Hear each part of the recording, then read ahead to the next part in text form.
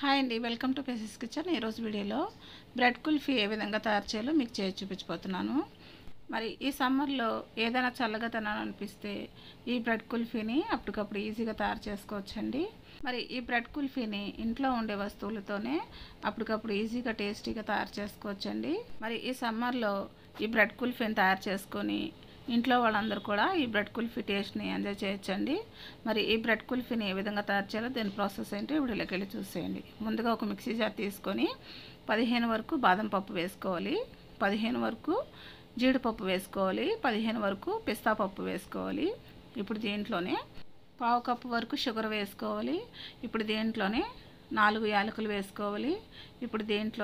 ఇప్పుడు కొంచెం కుంకుమ పువ్వు కూడా వేసుకోవాలండి. కుంకుమ పువ్వు లేని వారు స్కిప్ చేసేయచ్చు. ఇప్పుడు వీటిని అన్నింటినీ కూడా ఫైన్ పౌడర్ లాగా చేసుకోవాలి. ఇప్పుడు ఈ విధంగా ఫైన్ పౌడర్ చేసుకున్న తర్వాత ఇప్పుడు దీంట్లోనే ఒక 4 బ్రెడ్ స్లైసెస్ తీసుకొని చిన్న చిన్న ముక్కలుగా తుంచి వేసుకోవాలండి. ఇప్పుడు ఈ బ్రెడ్ స్లైసెస్ని చిన్న చిన్న ముక్కలుగా తుంచి వేసుకున్నాక ఇప్పుడు దీంట్లోనే 1 కప్పు వరకు మిల్క్ వేసుకోవాలి. ఇప్పుడు ఈ మిక్సీ జార్ మీద మూత పెట్టుకొని వీటిని అన్నీ కూడా స్మూత్గా మిక్సీ పట్టుకోవాలి. చూసారు కదా, ఈ విధంగా ఉండాలండి. ఈ విధంగా స్మూత్గా మిక్సీ పట్టుకోవాలి. ఇప్పుడు దీన్ని పక్కన పెట్టేసుకుందాం. ఇప్పుడు ఇలాంటివి కుల్ఫీ పార్ట్స్ తీసుకోవాలండి. ఈ కుల్ఫీ పార్ట్స్లో ఈ బ్రెడ్ మిక్చర్ని వేసేసుకోవాలి. మీరు కుల్ఫీ పార్ట్స్ లేకపోతే చిన్న చిన్న గ్లాసుల్లో కూడా వేసుకోవచ్చు. ఇప్పుడు వీటి మీద గార్నిషింగ్ చేసుకోవడానికి కట్ చేసిన పిస్తా పప్పుని గార్నిషింగ్ చేసుకోవాలండి. ఇప్పుడు కొంచెం సాఫ్రాన్ కూడా గార్నిషింగ్ చేసుకుంటే చూడటానికి చాలా బాగుంటుంది.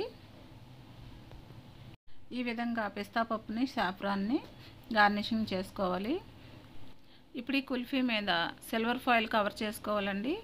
ఈ విధంగా కవర్ చేసుకోకపోతే కుల్ఫీ మీద ఐస్ ఫామ్ అయిపోతుంది. దానివల్ల పైన సిల్వర్ ఫాయిల్ కవర్ చేసుకోవాలి.